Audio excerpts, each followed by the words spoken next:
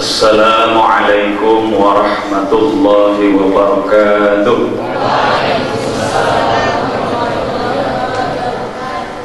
Alhamdulillah, alhamdulillahi biiznihi turfa'ud darajat. Wassalatu wassalamu ala sayyidina Muhammadin sayyidis sadat wa ala alihi wa sahbihi wa man ittaba'a sabilahu wa sunnatahu minal muslimina wal muslimat wal mu'minina wal mu'minat wan nahdiyina wan nahdiyat min nahdatil ulama wa nahdatil watan ajma'ina amma ba'd. Yang kami muliakan dan kami agungkan, beliau pendiri Jamiah Nahdlatul Watan Maulana Syekh Tuan Guru Kiai Haji Zainuddin, ingkang sangat-sangat, dalam bahasa Jawa itu sangat menyentuh hati. Beliau sangat menyentuh hati karena ketika saya belajar di pesantren, saya ingat dari kiai saya, Kiai Haji Abdurrahman Wahid almarhum, ketika belajar di pesantren, beliau berpesan ketika, kalau di sini side, ketika sampean panjenengan pelungguh ziarah ke Lombok, maka ingatlah ada dua makam pusara yang sangat hebat di sana, yaitu makam Tuan Guru Zainuddin dan Tuan Guru Faisal. Makanya saya di sini merasa belum minta izin kepada beliau. Mudah-mudahan kita semua dianugerahi ikut benar-benar ulama yang benar-benar warasatul anbiya. Amin Allahumma amin. Langsung saja puji syukur kehadirat Allah, salawat salam kehadirat Sayyidina Rasulullah sallallahu alaihi wasallam. Tadi ketika berada di masjid ini, saya merasa sangat terharu bagaimana sholawat Nahdlatul Watan dan lagu Indonesia Raya dilantunkan dengan penuh hikmat, karena ternyata saya setelah sering di Jawa berputar ke sana kemari, yang ada adalah aliran-aliran yang kalau bahasanya orang Jawa itu jidatnya geseng, jenggotnya panjang, celananya cingkrang, gobloknya tidak hilang-hilang. Hormat bendera saja haram, melakukan lagu Indonesia Raya haram. Padahal pencipta lagu Indonesia Raya itu tetangga saya di Surabaya. Makamnya ada di Tambak Sari, W.R. Supratman, hafal gitu? Bukan W.R. Suparman, kalau ini Tuan Guru Suparman dari Rejo. W.R. Supratman. Jadi beliau itu tetangga saya, tapi dikafir-kafirkan Wahabi, padahal beliau sudah meninggal. Nah, kenapa orang NW, orang NU masih setia dengan Negara Kesatuan Republik Indonesia? Di antaranya karena kita punya ulama yang betul-betul warasatul anbiya. Makanya saya teringat sebuah syair yang sangat terkenal, yaitu dikatakan dalam syair itu, satu bedilakal ayyamu ma kunta jahilan wa ya'tika bil akhbari man lam tuzawwidi. Dan syair ini sangat berkait kelindan, ada kaitannya dengan salah satu syair, salah satu pepatah yang sangat terkenal, an-nasu a'da'u ma jahilu. Intinya, orang yang memusuhi orang lain, orang yang gampang mengkafirkan, membid'ahkan, mensyirikkan, bahkan mungkin menyalahkan tanpa dasar, itu adalah orang bodoh dan orang jahil. Tepuk tangan untuk orang bodoh. Karena kalau orang pintar itu minum tol angin. Jadi kita tepuk tangan kepada orang bodoh. Mudah-mudahan kita tidak jadi orang bodoh. Amin Allahumma amin. Jadi sebenarnya sebelum saya membedah buku ini, saya ingin curhat sedikit, curcol kalau bahasanya anak muda, curhat colongan. Jadi saya itu bayangan ketika nyampe di Lombok, itu sebagaimana rutinitas, ya ceramah khutbah itu sudah sangat melelahkan. Saya di sini pengennya begitu nyampe istirahat, tapi ternyata tidak. Memang orang Lombok ini sama dengan lagu Sidul anak sekolahan. Oke, apa sukanya itu sholat dan mengaji, tapi jangan bikin dia sakit hati. Jadi luar biasa memang. Jadi sampai menunggu acara ini itu isinya mengaji dan mengaji. Luar biasa. Sekali lagi tepuk tangan untuk semua orang Lombok.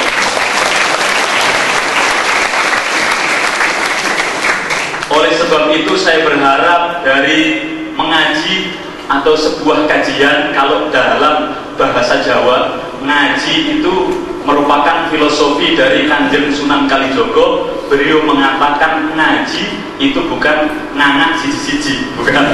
Kalau ngangak itu domblong bahasa Jawanya, bengong. Tapi tidak, ngaji itu adalah mengakno bolongan songo maring siji, membuka 9 lubang terhadap satu tujuan. Apa itu 9 lubang? Mata 2, telinga 2, hidung 2. Ada berapa? 6. Mulut 1. Berapa? Yang 2 dihitung sendiri. Itu ajaran dari filosofi Kanjeng Sunan Kalijogo. Jadi orang mengaji itu bagaimana 9 dari lubang kita arahkan kepada satu titik, yaitu hati kita yang jernih, hati kita yang bersih. Sebagaimana tadi ada ikatan 9 pondok pesantren, mudah-mudahan bisa mengajak ngaji semua santri Nahdlatul Watan. Amin Allahumma.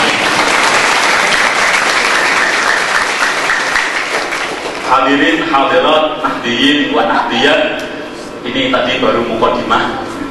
Tanpa mengurangi rasa hormat kami kepada rektor IAIH, kepada dekan, juga kepada beliau ini Kaprodi. Saya sangat bangga sekali karena di sini ada metode baru dalam mengkaji bagaimana sosok Rasulullah Shallallahu Alaihi Wasallam yang barangkali di Indonesia ini baru pertama kali di tempat ini dan di masjid ini. Tepuk tangan untuk penulis.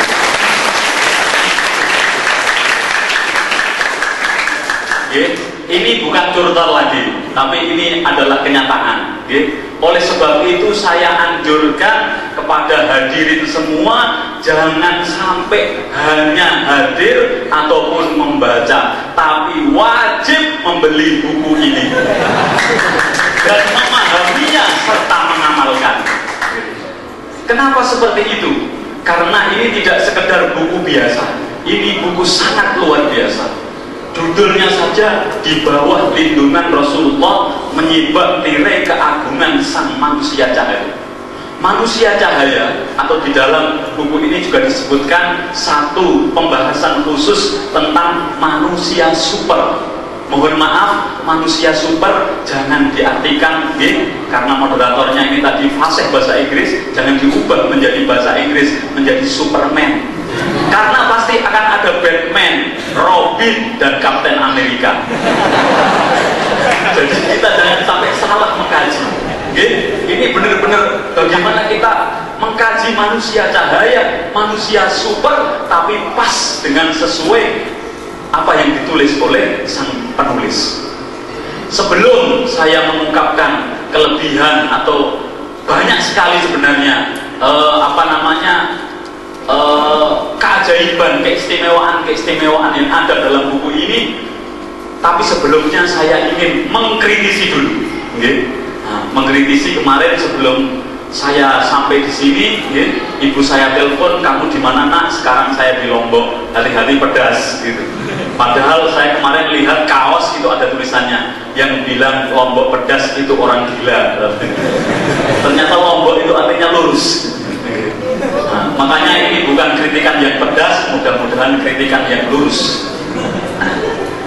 Yang pertama saya lihat dari sisi negatif penulisan buku ini, dan ini menjadi sekedar, tidak hanya sekedar kritik yang basa-basi, tapi kritik yang konstruktif. Bahasanya mahasiswa.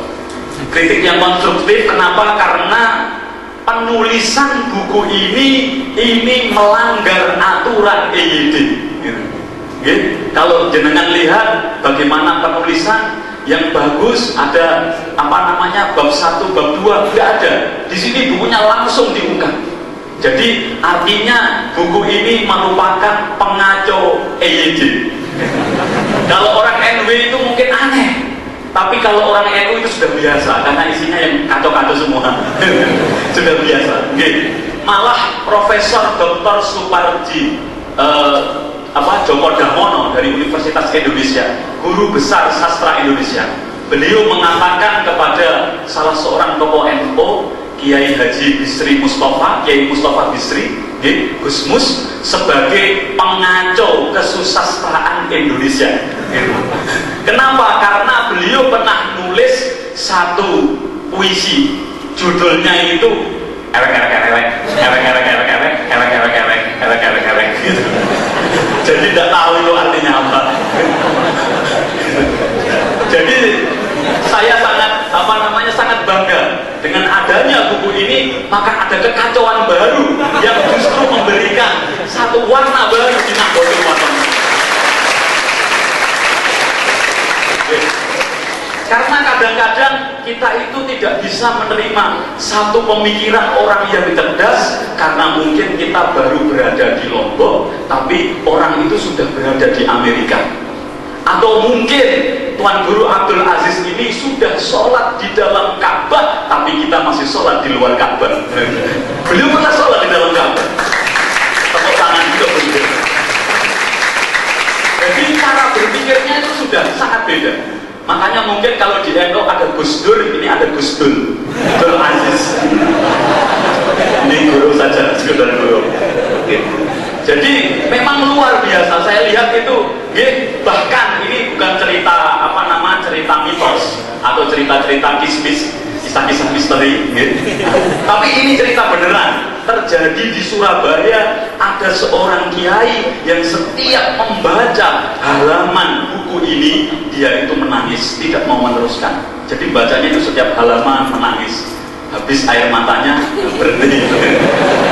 Besok diulang lagi, baru halaman kedua, halaman kedua. Ini cerita bukan saya mengada-ada. Kalau nggak percaya silahkan ketemu orangnya.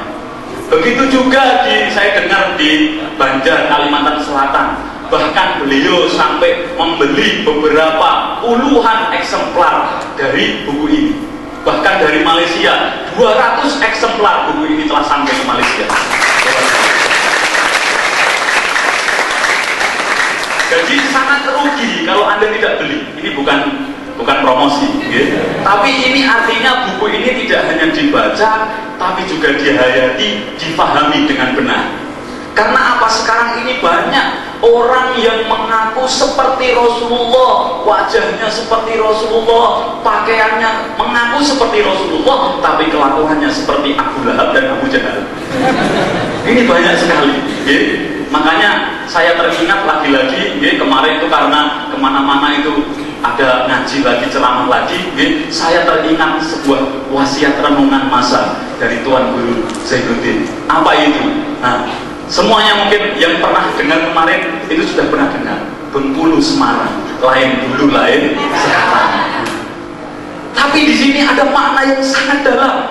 Tidak hanya sekedar makna sih.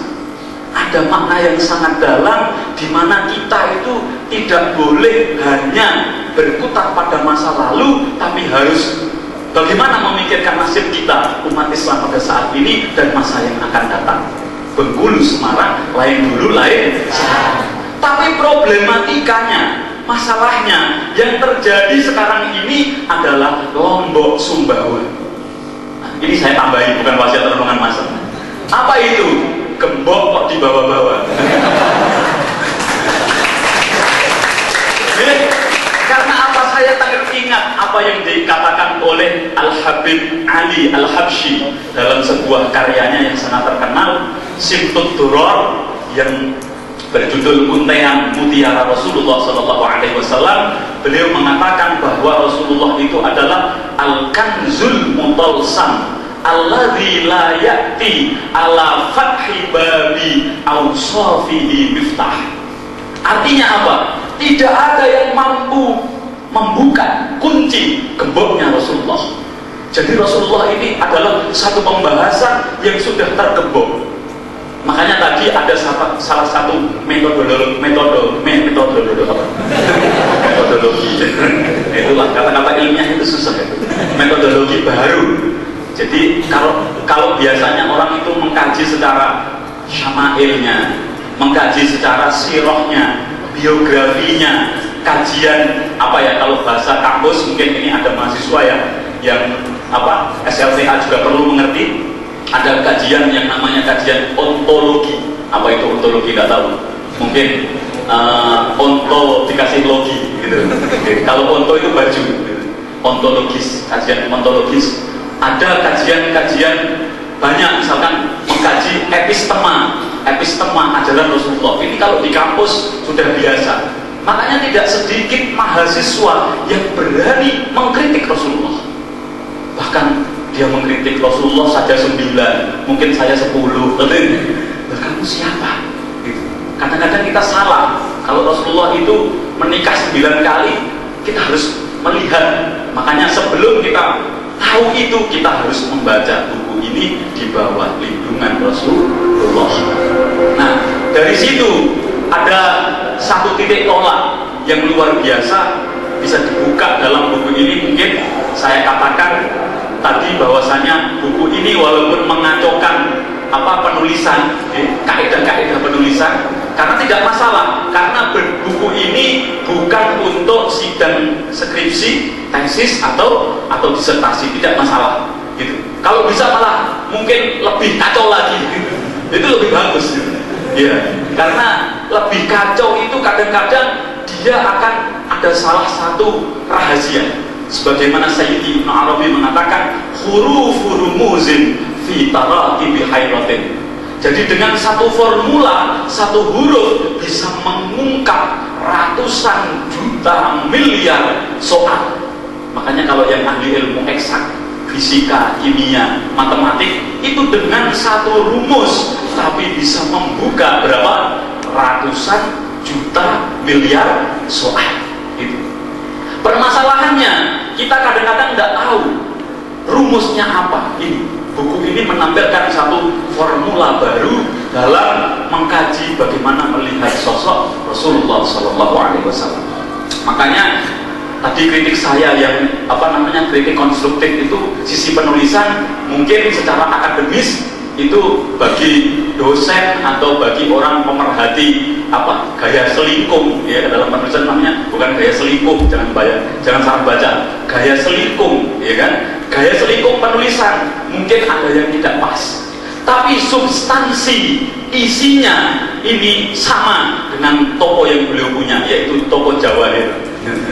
Kenapa? Karena itu di situ banyak jauhar, banyak mutiara, banyak esensi, banyak substansi yang kalau dikaji ini mungkin bisa berjilid-jilid buku lahir dari buku ini. Jadi, tepuk tangannya terlambat itu. Nah, pertama kita lihat di halaman 12 dan halaman 13. Yang sudah punya bukunya bisa dilihat. Di situ ada sebuah ayat yang menjadi dasar. Surat Al-Maidah ayat 15. Allah Subhanahu wa taala berfirman di dalam Al-Qur'an, "Qad ja'akum minallahi nur." Ini sungguh, di sini kalau kita belajar ilmu nahwu, qadnya adalah qad tahqiq. Jadi bukan qad taklil, karena qad setelahnya fi'il madhi, bukan fi'il mudhari'. Qad tahqiq, sungguh ja'akum, datang kepadamu minallahi, dari Allah, nur, cahaya.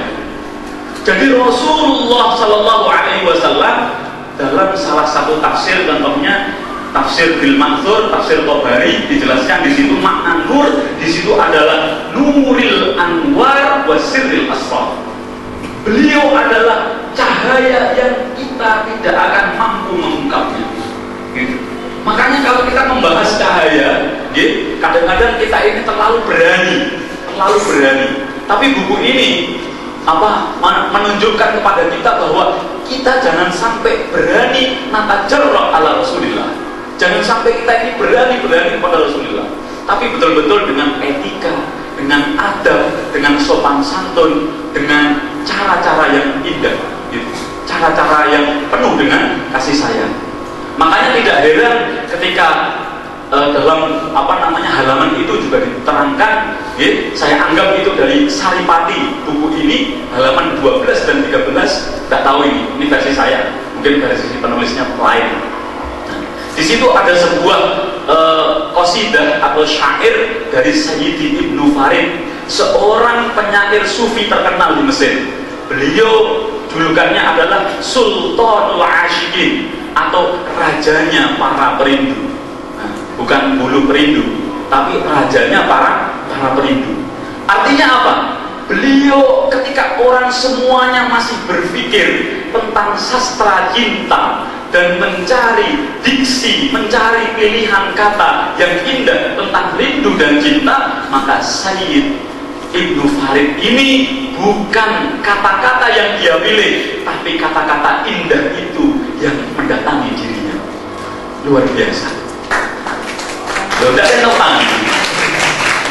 Saya tidak apa-apa. Saya sebutkan itu syairnya.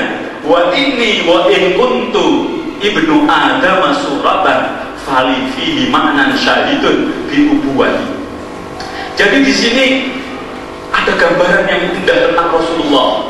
Di sisi lain, Rasulullah itu adalah anaknya Sayyidina Adam, tapi di sisi lain dia adalah bapaknya Sayyidina Adam. Coba, Mas ini bingung, gimana sisi lain anak, di sisi lain kok bapak? Kita bingung.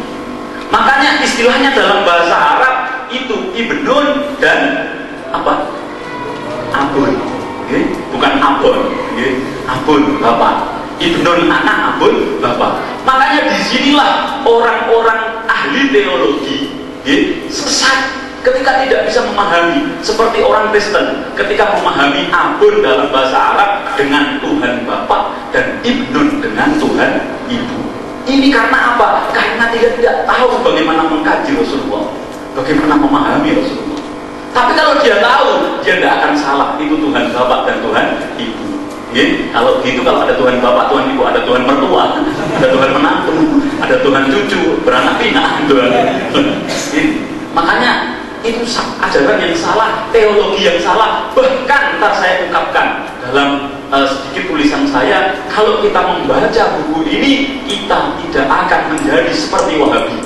Karena satu-satunya aliran yang berani mengkritik Rasulullah itu adalah Khawarij yang diteruskan oleh Wahabi. Tepuk tangan, mudah-mudahan mereka tidak nyebar di Lombok.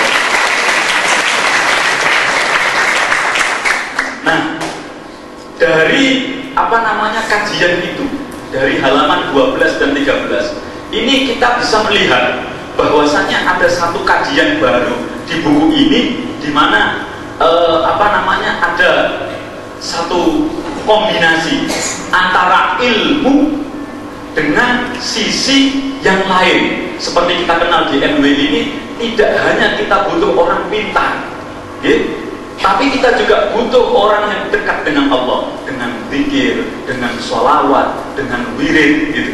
Ada korelasi, ada penggabungan, ada kombinasi. Makanya Imam Ghazali dalam Ihya Ulumuddin juz 4 halaman 307 beliau mengatakan, fal jahlu wal ghaflatu madrasun kulla syaqawatin. Jadi kebodohan dan kelalean kita kepada Allah. Jadi banyak orang yang pintar tapi dia lalai kepada Allah. Banyak orang yang zikir tapi tidak punya ilmu. Makanya antara zikir dan ilmu ini saling berkait kelindan. Dalam buku ini ada, silahkan dari sendiri halamannya. Jadi ada kait kelindan, tidak bisa dipisahkan. Makanya di situ kita bisa melihat apa bedanya tuan guru dengan profesor. Nah ini, mohon maaf Pak Dekan. Kalau tuan guru, sesuatu yang susah itu dijadikan mudah. Tuan guru Zainuddin ini luar biasa ilmunya, Masya Allah. Tapi beliau mengarang kitab tajwid, kitab yang mungkin secara ini rendah, tapi di situ memudahkan untuk orang awam. Tapi beda kalau profesor atau pakar itu tidak. Sesuatu yang mudah itu dijadikan susah. Makanya itulah para pakar suka mengapa-apakan yang sukar gitu. Tapi mohon maaf, bukan Abdul Aziz Soekarnowati atau Tuan Guru Solah Soekarnowati ini. Jadi artinya itu bedanya antara seorang yang dekat dengan Allah beda dengan seseorang yang hanya mengkaji secara sisi akademis. Makanya dalam makalah saya mungkin bisa dilihat, kalau misalkan ada yang tidak setuju silahkan kita diskusikan. Di sini saya juga sangat bangga karena di samping